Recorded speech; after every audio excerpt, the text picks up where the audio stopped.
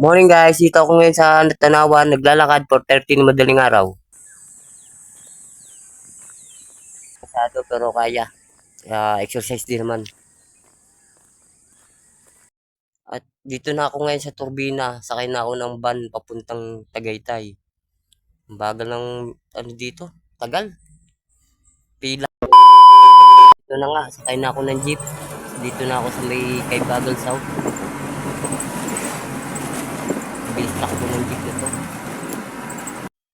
Welcome to Tagaytay.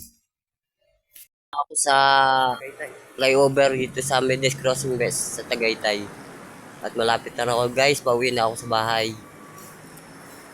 Dito na nga matatapos ang aking vlog. Thank you for watching guys.